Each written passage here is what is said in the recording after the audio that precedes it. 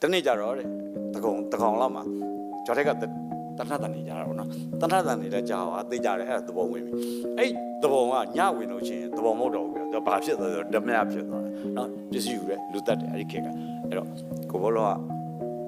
တိလိုက်တယ်သဘောတော့ဝင်ပြီ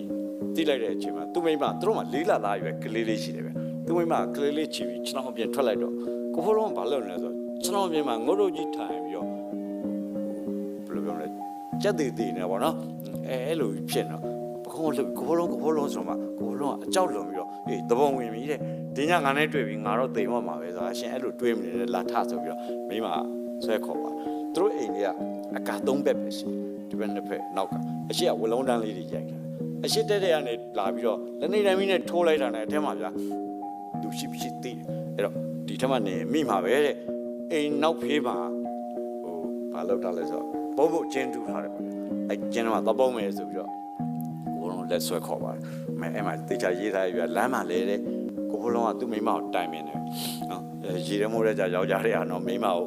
ုအားကိုးတာပဲ။နင်ဘာကြောင်ကြိုက်နေတယ်။နင်ဘာကြောင်ကြိုက်လဲဆိုတော့ခင်ဗျာမိမကဘာပြန်ပြောလဲဆိုတော့သူ့တဲ့လေလို့သူ့ယူထားတာ။အဲ့ဒါရှင်းတာဝင်တယ်။ရှင်းကြိုက်တဲ့အယောင်ဖြစ်မကန့်ကွက်ဘူးပေါ့နော်။ကျမတာဝန်ကကလေးမငိုအောင်နှိုးတိုက်ပေးပဲ။တဏှာရှင်းလို့ရှင်းကြိုက်တာလို့ပေါ့။အဲ့ဒါဒုက္ခပူရောက်တာ။အမှန်ပြောချင်တာဗျာ။ तू ကဘာတွေးလဲဆိုတော့ခါတိုင်းနဲ့သဘောနဲ့ငါနဲ့နှစ်ယောက်တည်းတွေ့လို့ရှိရင်တဲ့ငါမိုင်းတိုင်းဆိုငါတယောက်တည်းသိပါဒီနေ့ငါဖြေရမယ်ဖြေရတာဝန်သိကြည့်တယ်မိသားစုအတွက်ဖြေရတော့ငါမိမအတွက်ပါတယ်ကလေးအတွက်ပါတယ်သူ့အတွက်ပါတယ်အဲ့တော့ဒါထုံးစံပါဗျာတာဝန်ချင်းကြောက်တာပေါ့နော်ပိုကြောက်တာကအဲ့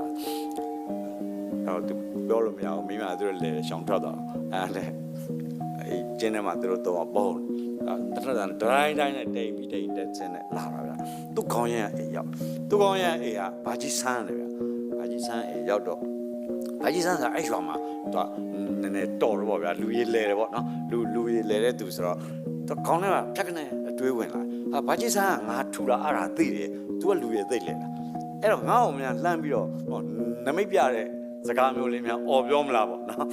အဲ့ဒါသူကမျောလင်းချက်ကြည့်တယ်အဲ့တွေးဟောနဲ့တက်ရိုက်ဘိုက်ဆိုင်အိမ်တွေကိုလမ်းကြည့်တာ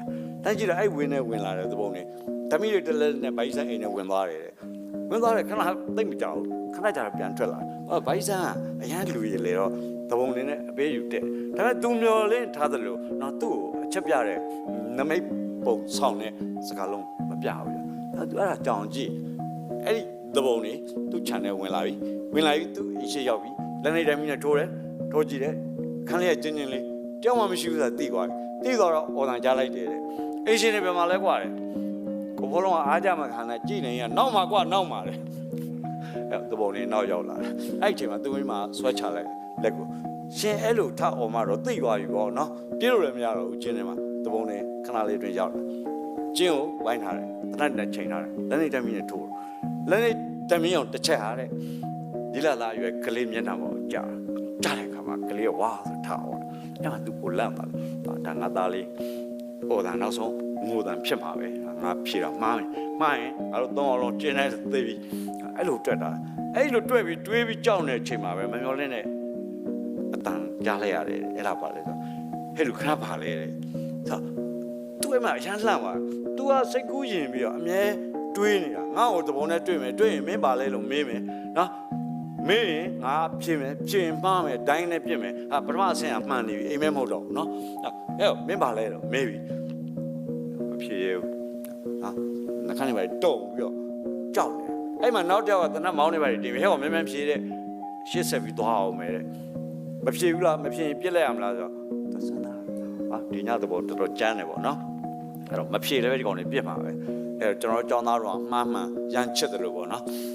်ငါရမ်းတိုင်းဖြေလိုက်လို့ရှိရင်ကံကောင်းရင်တော့မှန်သွားမှာပဲကံမကောင်းလည်းပြစ်ကွာဆိုပြီးတော့ဖြေမယ်ဆိုအားတင်ပြီးတော့ကောင်းတယ်ပါမော့နော်ဆိုပြီးပါမျိုးချပြီးတော့သူဖြေလိုက်တယ်ကျွန်တော်အပြားပါခင်ဗျာလို့ဖြေလိုက်တယ်အဲ့တော့မှပိုဒုက္ခများပြီးတော့မောင်းတင်တန်တွေကရုံတိုင်းနဲ့ဖြစ်လာပြီးတော့မိပါလိုက်နောက်တာလားနော်တဘောကအဖြူအန်ဒီရဲ့ဝါရဲ့သုံးခုပဲရှိတယ်မင်းအပြားပဲတော့ဖွဲ့လိုက်တာလေကိုဘလုံးကခက်တယ်ပဲခိုက်ဖြစ်သွားပြီးတွေးအေးပါမဟုတ်ပါဘူးခင်ဗျာတဲ့ကျွန်တော်တို့တောစုတောင်သားလက်သမားဆိုတာဘယ်သူတွေပဲလက်နဲ့ကင်လ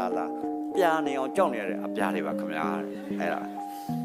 ဝိထုအဲ့မှာဆုံးတယ်အဲ့တော့အဲ့ဘာ message ကျွန်တော်ရတယ်အကြောက်တရားနော်လွတ်လပ်ရေးရပြီးကစားကျွန်တော်ပြည်သူတွေရဲ့အကြောက်တရားဘယ်သူပဲလက်နဲ့ကြိုင်လာလားကျွန်တော်တို့ပြနေအောင်ကြောက်ရတယ်